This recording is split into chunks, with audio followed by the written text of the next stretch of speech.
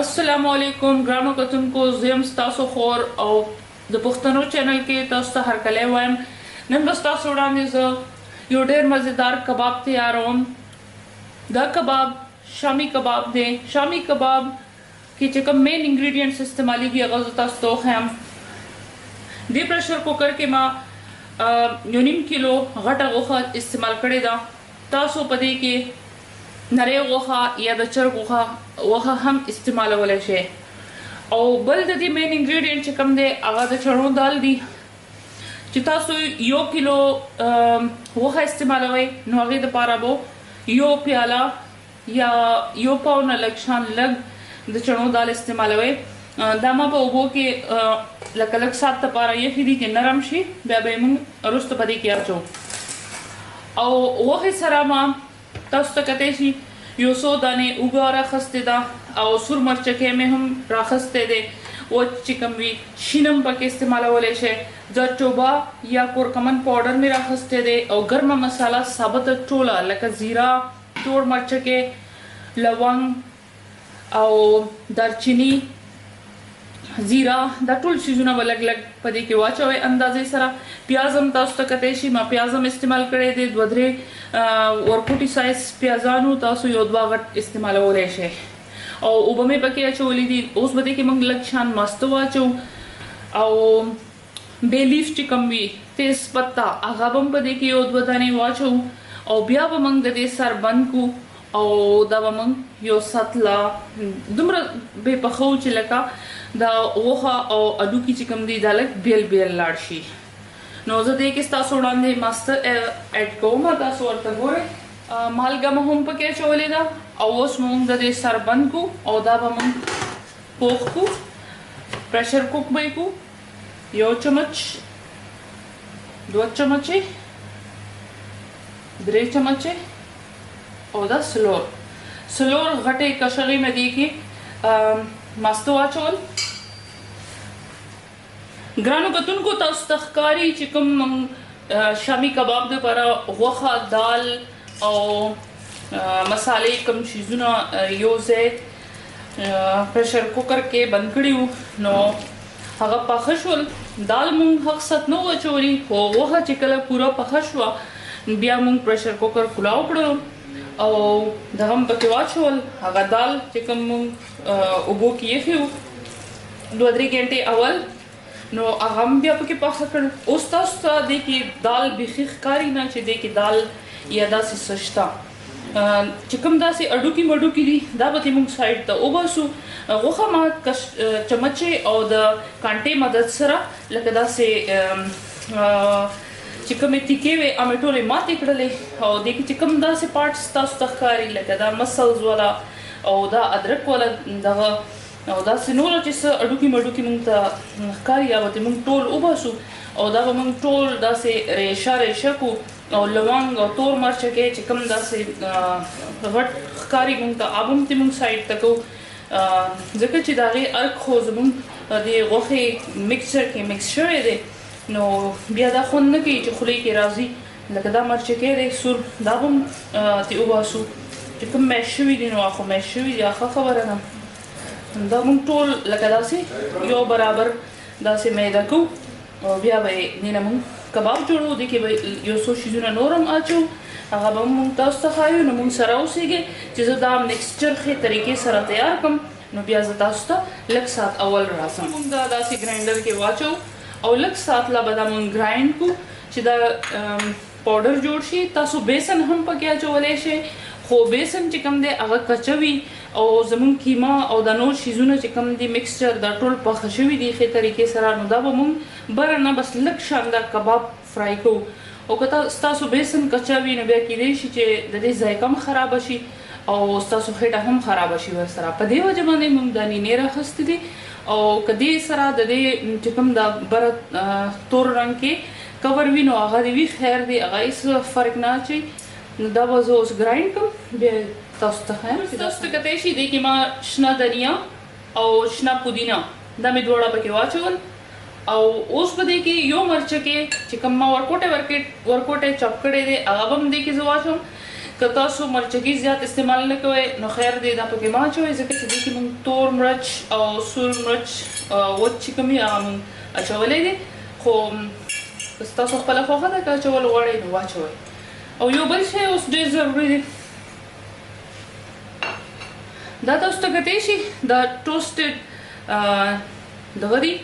دال دی یعنی چڼې چې کومې وي تورې چې کوم بازار کې تیارې خرڅېږي نینې د چڼو نینې دي چې کومې وي هغه ما ګرایند کړلې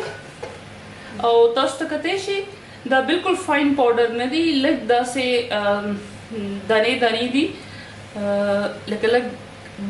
دغه دی بالکل فاین پاوډر نه دی نو دا به هم موږ دې کې واچو دا د دې فایده دا وی چې یو خو به دې له دا ذایقه ورکړي او بله فایده د دې دا وي چې دې کې څومره نمي وي که نه نو دا مکسچر کې دا به ټول دغه جذب کړي نو دا به اوس موږ ښه مکس کړو او تاسو په دې سټیج باندې دا څکلی شئ چې د دې مالګه او مرچکې هر څه برابر دي کم وي نو تاسو دې کې اوس په دې سټیج باندې دغه شیزونه اچولی شئ که تاسو د چڼې والا پاوډر نه وي در سره کور کې اکثر انسان سره نه وي داسې مسله کیدی شي نو بریډ کرم راوالی او که بریډ کرم هم در سره نه وي نو تازه بریډ سلایس راوالی او هغه دغه ګرایندر کې لږ شان ګرایند کې او په دې کې واچوئ نو دا به ټوله نمي چې کومه ده هغه به دې نه ختم کړي او دې له به یو ښکلی شان باینډینګ ورکړي یعنی کباب له به باډي ورکړي تاسو ته کتی شي دومره مزیدار زمونږ دا چې کوم مکسچر دی دا جوړ شو اوس چې کله دې نه موږ کباب جوړو نو دا به بالکل داسې مزیدار د غوښې ریشې به دې کې کتی شي چې کله موږ کباب مات کړو نو دا خبره ما تاسو ته کول ضروري غوښتله چې زه تاسو سره دا خبره هم شیر کړم چې دا کباب دوه طریقو سره جوړیږي یو لکه دغه شان دی روغې روغې ریشې چې کوم تاسو ته ښکاري یو دا وي که نه صفا لکه د دې پته لګي چې دا د غټې غوښې نه جوړ دي او بله طریقه د دې کباب جوړولو دا ده چې دا مکسچر چې اوس کوم دی دا موږ راوالو او په فوډ پروسیسر کې یا دغه شانتې ګرایندر چې کوم تاسو سره وي دې باندې تاسو ګرایند کړئ نو هغه به بالکل یو فاین ښکلی پیسټ جوړ شي دا پته به نه لګي چې دا غوښه ده او که دا څه دي نو ستاسو خوښه ده چې تاسو کومې طریقې سره دا کباب جوړوئ که تاسو غواړئ نو زه به یو دوه کباب هغه فاین طریقې سره هم تاسو له جوړ کړم چې کوم یا ګرایند کې یا فوډ پروسیسر کې پروسس کې نو موږ به تاسو ته دواړه چل وښایو اوس وګورئ دې کې چې کوم نمي وه هغه یې ټول تقریبا جذب کړه او دا چې کوم زموږ مکسچر دی دا سخت شولو که نه نو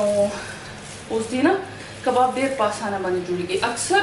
چې ستاسو پریکټس نه وي نو دا به لکه دې کې به چې کله تاسو دې له جوش ورکوئ نو ډېر زیات یخني او شوربه او داسې څیزونه به جوړېږي نو هغه به تاسو اندازې سره بیا یو دوه ځل جوړ کړئ نو بیا به عمره اوبه پکې اچوئ چې څومره ستاسو ضرورت وي بیا به زیاتېږي نه درنه او که بیا زیاتې شولې نو بیا جوش ورکړئ یو پلاو لوښي کې دا څومره چې نمي وي هغه ټوله ویپوریټ شي او تاسو له به یو داسې مساله شان او صرف غوښه به پاتې شي بس هغه بیا تاسو دې طریقې سره فوک سره یا فوډ پروسیسر سره یا ګرایندر سره ګرایند کړئ ګرایندر کې دا اچوم او دې نه زه دا به لږ سات له زه ګرایند کړم بیا تاسو ته ښیم چې دا څنګه وي نو چې کوم تور مرچکې یا لونګ تاسو ته وبستې دي هغه دې کې اوس اچولی هم شئ لکه ضایع کېږي به نه او ذایقه به هم بیلنس شي موږ دې سر بندو او دا ګرایند کوو یو منټ نو دا موږ ګرایند کړلو بالکل لکه یو 2 سیکنډ ټایم ورکړو دا ګورئ داسې بالکل فاین د دې چې کوم پیسټ دی دا تیار شولو او اوس دا موږ سایډ ته کېدو دې نه به موږ ځان له کباب جوړو او د بل نه به موږ نور ځان له کباب تیار کړو نو بیا به د دې رزلټ تاسو ته وښایو چې دا څنګه ښکاري او دې کې څه فرق دی چې کله جوړ شي نو دا فرق دی بیا نو ویورز تاسو ته کتی شي قیمه چې کومه ده موږ تیاره کړې وه د شامي کباب والا هغه مونږ فریج کې کېښودله تقریبا 2.5 غنټې پورې پرته وه او اوس ما راواخیستله. اوس به دلته زه یو پلیټ کې یو هګۍ ماته تیار کړلو او اوس په هګۍ والا چې کوم بیټر و هغې کې مې ووهلو چې ماتېږي نه او اوس به دې کې دا فرای کوم. کوکینګ اویل تاسو ته ښکاري ما شلو فرای راخیستي دي لکه ډېر زیات کوکینګ اویل نه دي. دننه پورې موږ نه غواړو چې زموږ کباب چې کوم دی هغه پوخ شي، لږ شان بس چې بره فرای شي، یو کوټ پرې راشي او دا چې کومه هګۍ موږ پرې لګو چې دا پخه شي. همدغه شان موږ بل کباب دې کې واچو فرای کولو ته به یې کېدو. او اوس د هغه بیټر ما راواخیستلو چې کوم موږ په ګراینډر کې لږ شان ګراینډ کړی و. تاسو ته ښکاري د دې چې کوم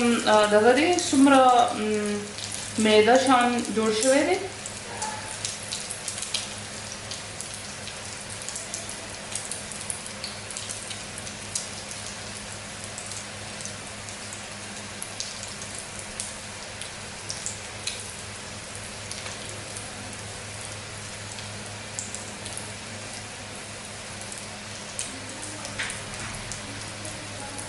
فریج کې کېښودلو سره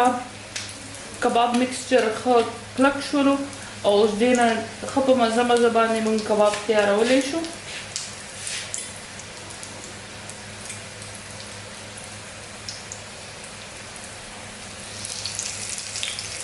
لومړنی چې کوم موږ کباب دلته فرای کولو ته ایښی و هغه به موږ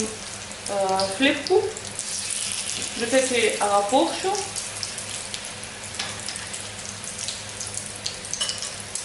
او اوس په دا چې کوم موږ جوړ کړی دی دا به فرای کولو ته واچو فرای پین کې.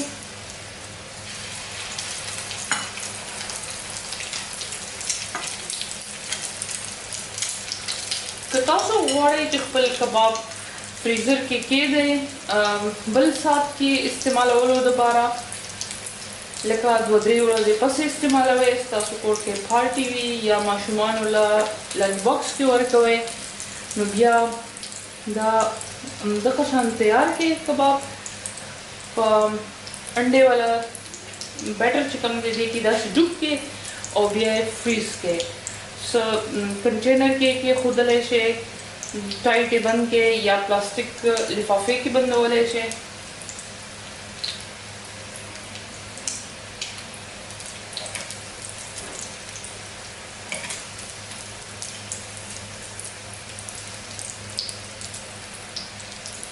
دا کباب هغه خلکو دپاره ډېر زیات ښه دي کوم چې چپلی کباب نشي هضمولی یا څوک مشران کسان وي او هغې ته مسله وي غوښه لکه نشي ډایجسټ کولی نو هغې له پکار دي چې دغه شان کباب خوري او دا ډېر یعنې دننه پورې بلکل پاخه جوړ شوي وي او ډېره زیاته مزه هم کوي. اکثر مشرانو خلکو ته دا ډېر زیات ښه لګي.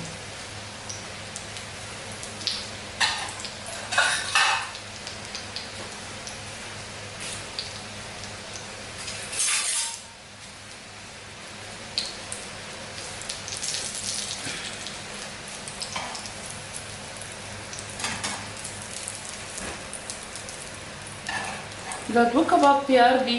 اوس په دا موږ ډش آوټ کړو. کو زموږ شامي کباب تیار دي او اوس موږ تاسو له یو مات کو دننه نه داسې ښکاري او یو بل به ستاسو وړاندې موږ مات کو چې کوم موږ ګرایند کړی و د هغې پیسټ. دا هغه کباب دی چې د کوم پیسټ و هغه موږ په ګرایندر کې لږ شان ګرایند کړی و. نو تاسو ته به فرق ښکاري چې دا څومره مهین دی او دا بل چې کوم موږ نو دغه کړی نو د هغې چې کوم فایبر دی هغه لږ غټ غټ دی او پته یې لګي. خو د دواړه کبابس چلیږي. دې ته زما په خیال لچه‌دار کباب وایي او دا بل چې کوم دی دې ته د لکه سافټ کباب دی. نو دا دواړه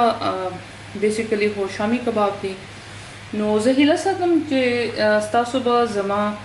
نن دغه ویډیو د شامي کباب ویډیو خوښه شوې وي او زما چینل سبسکرایب کول شیر کول او لایک کول هیر نه کې تاسو ډیره مننه زما ویډیو کتلو لپاره بلې ویډیو